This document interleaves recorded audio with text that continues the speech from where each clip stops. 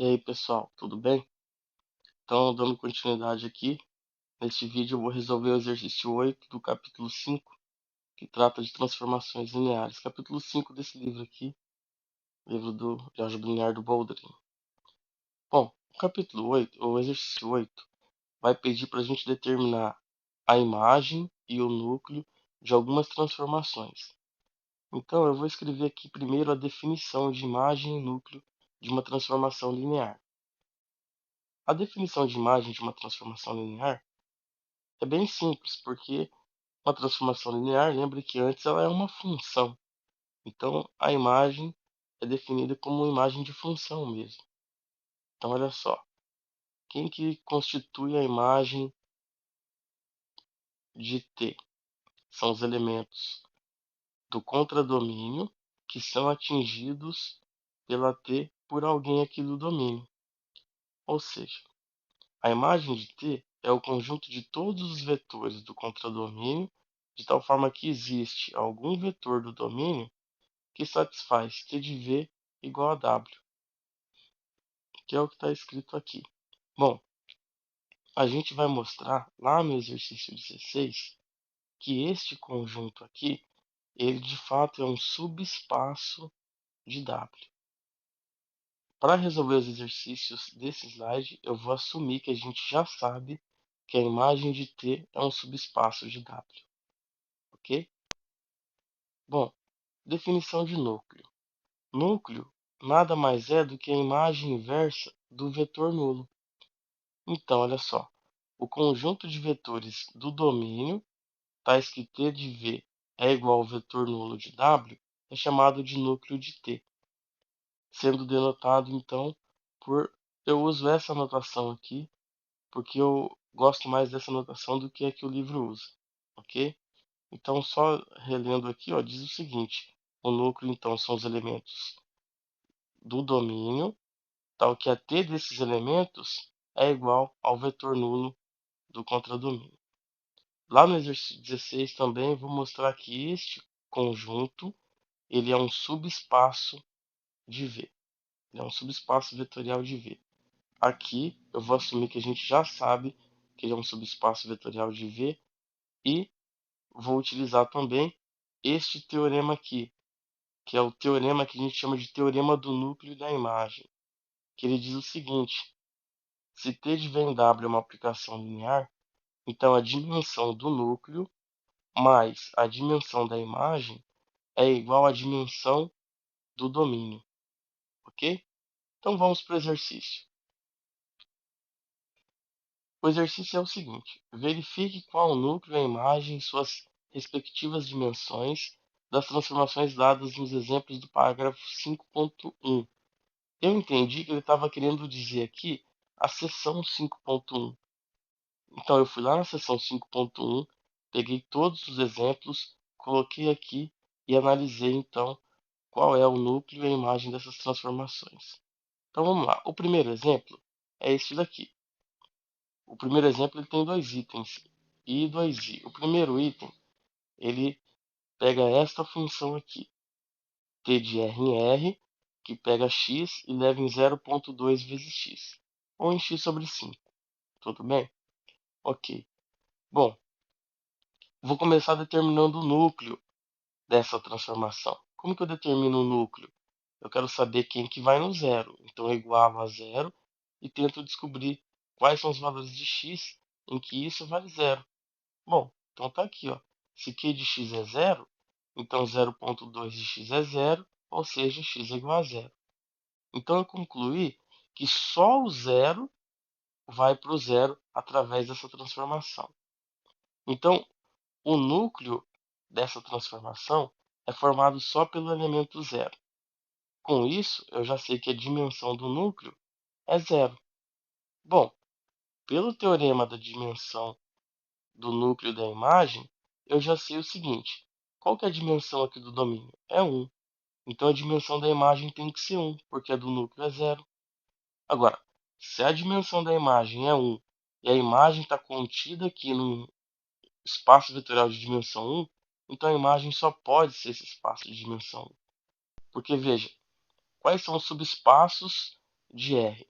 R só tem dois subespaços. O espaço formado só pelo vetor nulo e ele mesmo, porque ele é um espaço de dimensão 1, ok? Então eu sei que a imagem é um espaço de dimensão 1 contido nesse espaço que também tem dimensão 1. Ou seja, a imagem é exatamente R. Poderia ter utilizado essa argumentação, estaria correto, beleza? Então se você faz desse jeito, tá perfeito. Mas você pode fazer de um jeito diferente também. Você pode mostrar que a imagem da sua transformação é R, fazendo o seguinte: pega um cara qualquer daqui e mostra que de fato existe alguém do domínio que chega nele através da sua transformação. Que foi o que eu fiz aqui, ó. Dado um y0 no contradomínio, então existe um x0 que é igual a 5 vezes o y0 que está no domínio, então eu posso aplicar aqui. Então que aqui desse y0, desse x0, dá exatamente y0. Ou seja, todo mundo de R está na imagem da sua transformação. E como a imagem da transformação tem que estar contida no contradomínio, então você obtém então que é igual, né? A imagem da transformação é igual a R. Um exercício muito parecido é esse daqui, que é o item 2. Ele mudou agora o domínio, ele pegou o R4 e escreveu aqui já na forma matricial. Ok? Beleza. Aqui eu vou fazer uma pequena observação. Tá vendo essa transformação aqui? Ela não é transformação nula, certo? Beleza? Aplica, por exemplo, aqui no 1, 0, 0, 0. Coloca aqui 1, 0, 0, 0, já vai dar 0,2, ou seja, ela não é transformação nula, ok? Então, existe elemento diferente do vetor nulo na imagem dessa transformação, certo? Só que a imagem dessa transformação é um subespaço vetorial de R, e que não é o espaço formado só pelo vetor nulo. Então tem que ser R. Então, já concluí que a imagem de Q tem que ser R. Porque lembra, R é um espaço vetorial de dimensão 1. A imagem está contida aqui em R. Então a imagem é um subespaço de dimensão 0 ou 1. Mas não pode ser de dimensão 0. Então vai ser de dimensão 1, então o próprio R. Ok? Só pelo fato dela não ser a transformação nula, eu já sei que a imagem é todos os reais, ok? Que é o que eu escrevi aqui, ó. Que não é aplicação nula, portanto já sabemos que a imagem de Q é R, portanto a dimensão da imagem de Q é 1. Além disso, o fato da imagem ter dimensão 1 implica que o núcleo tem dimensão 3, por causa do teorema do núcleo da imagem. Então a dimensão do núcleo é 3. Bom, só para reforçar o fato da imagem, não precisava fazer isso que eu fiz agora, mas só para reforçar o fato da imagem ser R, é o seguinte: dado um T pertencente a R, pegue, por exemplo, este elemento do domínio, 5T000. Quem que é a Q dele? A Q dele vai multiplicar isso aqui por 1 sobre 5, depois vai multiplicar isso aqui por 0,06, 0,03, 0,32, mas não importa porque é zero. Ou seja, vai dar o próprio T. Então qualquer elemento de R está na imagem porque é atingido por esse ponto aqui através da transformação Q, ok? Beleza. Bom, vamos determinar então quem é o núcleo. A gente já sabe que a dimensão dele é 3, mas quem que é o núcleo? Para determinar o núcleo, eu faço o seguinte: eu igualo o Q de x, y, zw a zero e tento encontrar então uma relação entre essas variáveis. E eu encontrei aqui, ó. Bom, se o Q desse elemento é zero, isso significa que essa expressão aqui é zero, ok? Bom, aqui basta eu isolar qualquer uma das variáveis. Eu vou isolar o w, beleza? Mas não poderia ser qualquer um, mas eu escolhi o w. Então eu vou fazer o seguinte, ó. Toda essa parte aqui, 20x mais 6y mais 13z, eu vou passar para o outro lado com sinal negativo. Depois eu vou dividir por 32. Então w é menos 1 sobre 32 vezes toda aquela parte aqui. beleza? 20x mais 6y mais 13z. Bom, tá pronto. O núcleo, ele tem dimensão 3, ele tem 3 variáveis livres. Aqui ó, você tem uma equação e 4 variáveis. Então você tem 3 variáveis livres. Então o núcleo, ele é formado então pelos pontos da forma x, y, z. E aí a quarta coordenada tem que ser isso daqui, onde x, y e z são quaisquer números reais. Ok? Bom, posso escrever uma base para esse espaço aqui. Como que eu escolho uma base para esse espaço? Bom, eu posso ver que isso daqui nada mais é do que x vezes esse vetor, mais y vezes esse, mais z vezes esse, ok? Mas como que eu peguei esses aqui? Uma maneira prática de fazer é o seguinte: primeiro considera x igual a 1, y z igual a 0, você obtém esse vetor. Depois, x igual a 0, y igual a 1, z igual a 0, você obtém esse vetor. E depois, x igual a 0, y igual a 0, z igual a 1, você obtém esse vetor. E esses três vetores são claramente LI. Quando você usa essa estratégia, sempre você vai obter vetores LI. Por quê? Porque olha o seguinte, se eu combinar esses dois vetores, não importa como eu combine esses dois vetores, tá vendo que a terceira coordenada deles é sempre zero? Então o resultado de qualquer combinação linear desses dois primeiros vetores vai ter a coordenada 3 igual a 0. Só que esse aqui tem coordenada 3 igual a 1. Então esse nunca é combinação linear dos outros.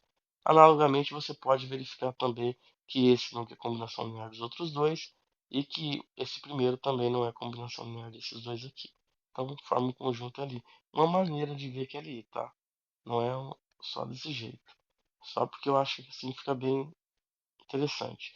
Então, o núcleo é o espaço gerado por esses três vetores aqui. Já sei que a dimensão do núcleo tinha que ser 3, então bastava encontrar três vetores LI que formariam então uma base. Então, se for uma base, gera. Então, tá aqui, ó, o núcleo é gerado por esses três vetores. Ok. Vamos para o exemplo 2. O exemplo 2 é muito parecido com o exemplo 1i. Aqui ele pegou um alfa U, uma função também de R em R. Bom, vou discutir então as possibilidades. Se o meu alfa for zero, a minha função é a função nula. Ou seja, todo mundo vai no zero.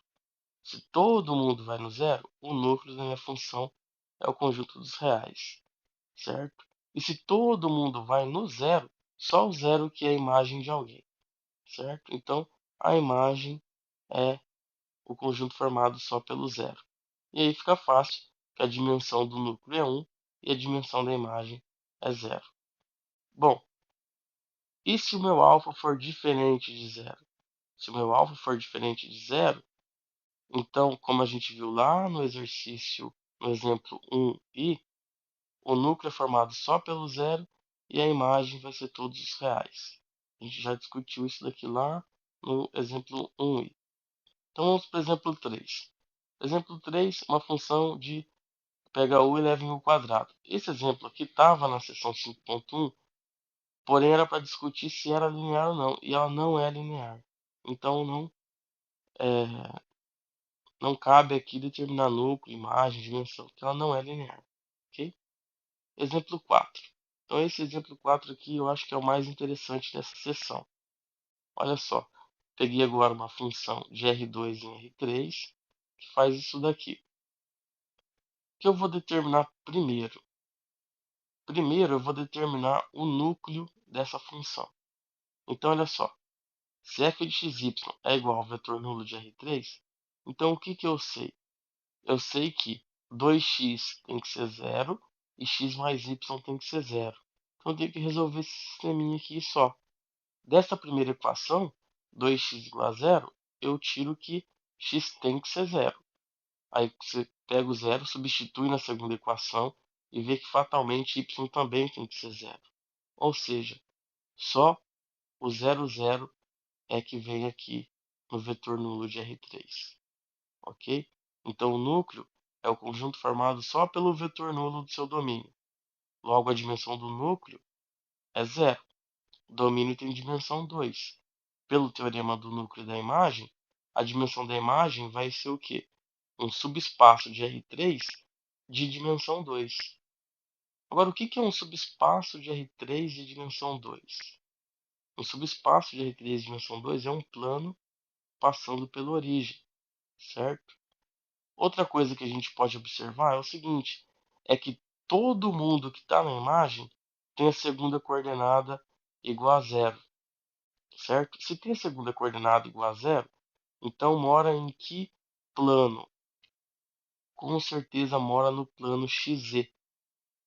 Se mora no plano XZ, e o plano XZ é um subespaço de dimensão 2, então olha só o que eu terminei de mostrar, que a imagem é o plano XZ aqui do R3. Porque olha só, a imagem está contida no plano XZ. O plano, só que a imagem tem dimensão 2. E o plano XZ é um subespaço de R3 também tem dimensão 2. Ok? Ótimo.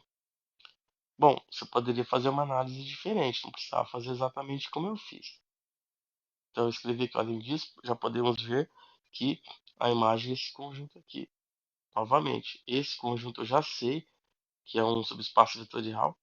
Olha só, se você soma dois pontos de R3 que tem a segunda coordenada igual a zero, a soma vai continuar aqui na segunda coordenada igual a zero. Se você multiplica qualquer elemento desse conjunto por um número real, a segunda coordenada continua sendo zero. Ou seja, tem soma fechada e multiplicação por escalar fechada. E não vazio porque o vetor nulo está aqui. Então isso aqui você já sabe que é, de fato, um subespaço vetorial de R3 de dimensão 2 e que tem sempre a segunda coordenada igual a zero. Então a imagem fatalmente está caindo aqui. A imagem está contida nesse conjunto aqui. Só que a imagem tem dimensão 2. Então a imagem tem que ser esse conjunto. Ok? Beleza. Esse foi o raciocínio que eu utilizei. Mas você poderia fazer diferente também. Você poderia fazer o seguinte, bom, e tá certo, se você fizer assim, não tem como dar errado. Os elementos da imagem têm essa forma aqui, não tem? Para qualquer x e y. Então tá aqui, ó. A imagem é formada por vetores dessa forma para qualquer x e y.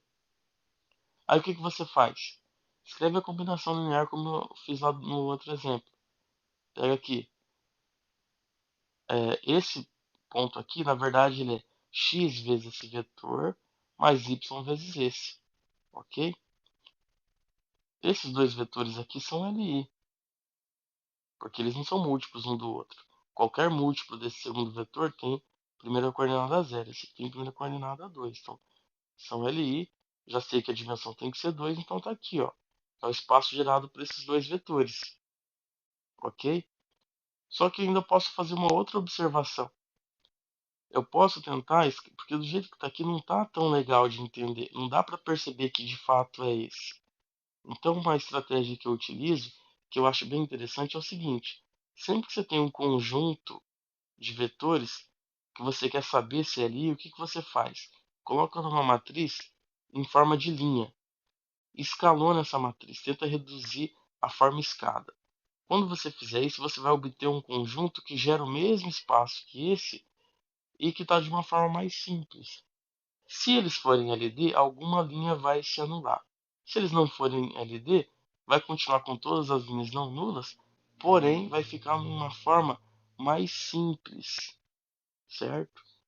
Então você vê que você escalonando, se você colocar isso daqui na primeira linha, isso aqui na segunda, tenta achar a forma escada, você vai chegar nesses dois vetores aqui, que é justamente a base para esse espaço. Nota que os dois espaços são os mesmos. O espaço gerado por esses dois vetores é o mesmo que o espaço gerado por esses dois. Só que a descrição do espaço utilizando esses dois vetores, eu acho que fica mais fácil de entender quem é o espaço. Outra estratégia seria o seguinte: iguala T1, T2, T3 a 2x, 0 e x mais y. Você já sabe que o T2 tem que ser 0. Então, beleza, coloca T2 igual a 0. 2x tem que ser T1. Então, será que existe algum x tal que a f vai trazer para o T1? Então, se 2x tem que ser T1, pega x igual a T1 sobre 2.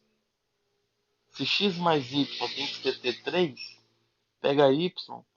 sendo T3 menos x, só que o x é T1 sobre 2. Então tá aqui, ó. Se você aplica f nesse ponto, vai dar T1, 0 e T3.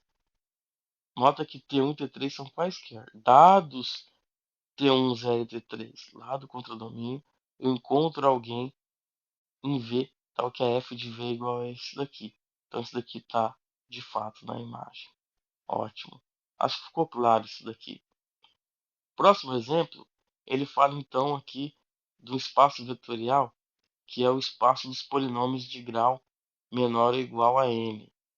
Então olha só, para resolver esta questão, eu vou assumir que a gente já sabe que esse conjunto é um espaço vetorial, que a dimensão desse espaço vetorial é n mais 1 e que a derivada, a função que pega, a transformação que pega uma função aqui e leva na derivada dela, é uma aplicação linear. Então tá aqui, ó. Já sabemos que isso aqui é um espaço vetorial sobre R, dimensão n mais 1, que beta é igual a 1, x até o x a da n, que são as potências de x. É uma base e que D é linear. Ok. Bom, com isso, vou primeiro determinar um núcleo. Então, quais funções, quando eu derivo, vai para a função nula? É só os polinômios que são constantes. Isso eu mostrei aqui, ó. Suponha que você pega uma f de x que está aqui no núcleo da D. Então, a derivada dela tem que ser identicamente igual a zero. Ou seja, tem que ser a função nula. Certo? Bom, só que lembra que esses elementos aqui, ó, formam uma base? Se formam uma base, você tem uma combinação linear deles igual a zero para qualquer x, ou seja, tem uma combinação linear daquelas funções dando a função nula. Só que essas funções são base. Então, cada coeficiente tem que ser zero. Então, você já conclui que o A1 é igual a 2, que é igual a 3, que é igual a n, que é igual a zero. Você só não tirou você só não conseguiu uma restrição para o A0. Ou seja, o A0 pode ser qualquer um. Então, se você tem uma função constante, você já sabe lá do cálculo 1 que a derivada de uma função constante é a função nula. Ok? Então, o núcleo é formado só pelas funções constantes. Certo? Então, está aqui o núcleo. O núcleo, então, tem dimensão 1, porque a base dele é o número 1. Porque qualquer função constante é o múltiplo dessa função aqui, que é 1 para todo mundo. Ok? Ótimo. Bom, e a imagem? Bom, a imagem eu já sei que vai ter, então, dimensão n, né? Porque se o meu domínio tem dimensão n mais 1, o núcleo tem dimensão 1, a imagem tem dimensão n.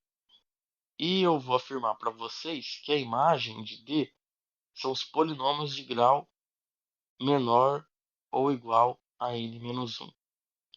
Ok? São esses polinômios aqui, ó. Pode ter todas as potências de x menos a potência x elevado a n. Ok? Bom, é fácil de perceber isso também fazendo o seguinte: pega esse polinômio, integra, então vai dar isso daqui, mais uma constante, essa constante se pega igual a zero, beleza? Esse daqui é um polinômio de grau n, certo? A derivada desse polinômio é justamente esse daqui, ou seja, qualquer polinômio de grau n menos 1 é a derivada de algum polinômio de grau n. Então a imagem são os polinômios de grau n menos 1. Ok? Espero que tenha ficado claro essa parte de determinar imagem, núcleo e suas dimensões. E vai ter mais vídeos falando sobre esse assunto. Muito obrigado por ter assistido. Até a próxima.